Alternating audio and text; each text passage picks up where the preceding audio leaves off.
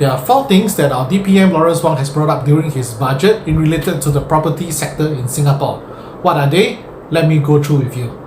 The very first one, which affects all property owners, is the raising of the annual value band starting from 2025. So a very quick recap on what happened in 2022 is that our DPM Lawrence Wong introduced a 2-step increase to the property tax, which is a form of wealth tax targeted at all investment property as well as the higher end spectrum of the residential owner-occupied properties.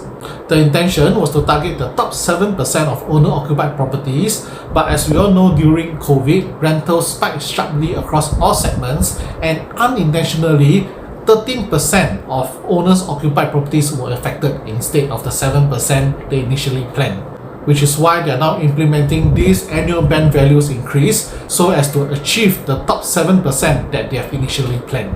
So what does this mean and how does it affect you? I will give you a very simple example so that it will be easier for you to understand. But before I go into the example, what exactly is the annual value of a property? The simple definition is the gross rental an owner can collect if he were to rent out this property, excluding furniture, furnishings and maintenance costs. So how can you find out the annual value of your property? You can easily go to IRA's website, log in using your SingPass, go to the property dashboard and you'll be able to see your annual value of your property. Alright, so now let's get into the very simple example that I've come up so that you can understand how this change will affect you.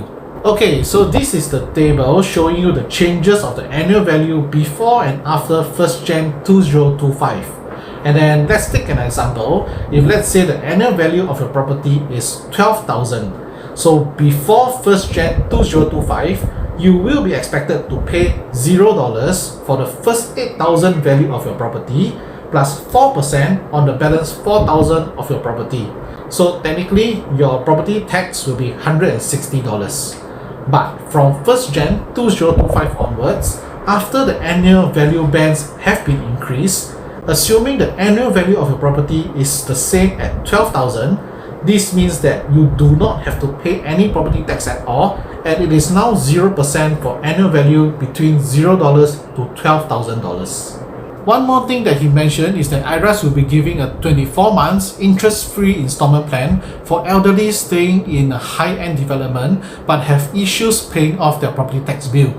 These elderly must be 65 years and above, owning the property, and their income must be less than 34,000. If you find that this type of video content is useful to you, do like and follow our channels and also join our Telegram chat group to receive daily Singapore property news.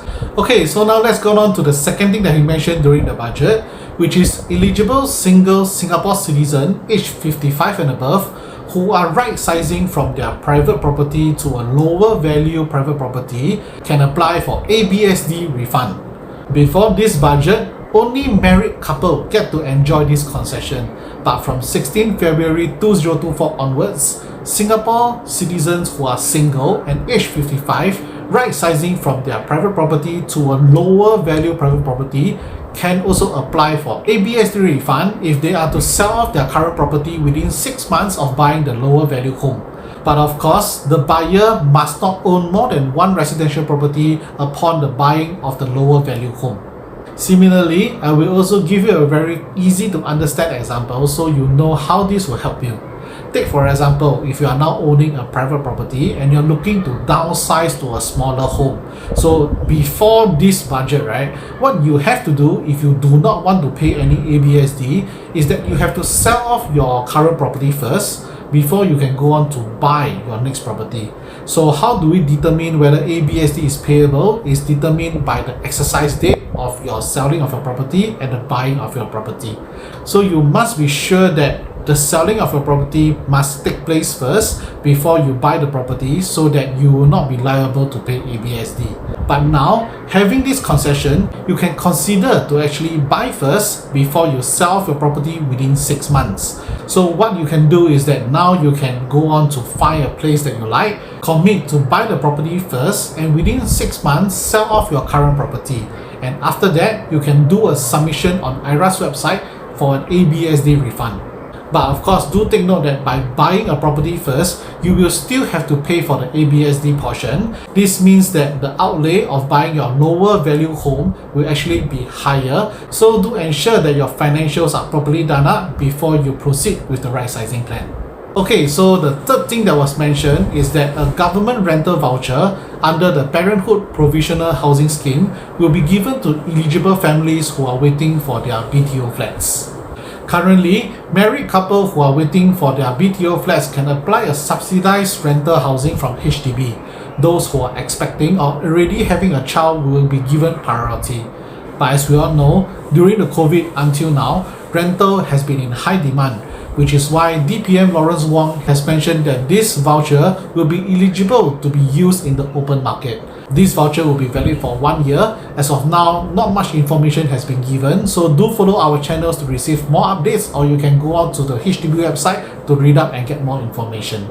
Okay, so to the last one, which is the number 14 that he mentioned, is not so applicable for homeowners like us, but instead is more directed at developers. So in this video, I will not be going through this fourth thing that he mentioned, but I will still put the link in the description below so that you can follow the link and then go and read up what this fourth thing is about.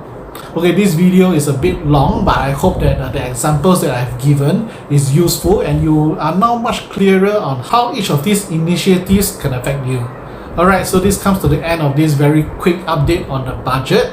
Anyway, I've uploaded an asset progression financial calculator in our previous video. So if you have yet to download this very powerful tool, don't look back at our previous video and get the download link from there. I'm Keith from the Property Upgrader, and I'll see you in our next video. Bye!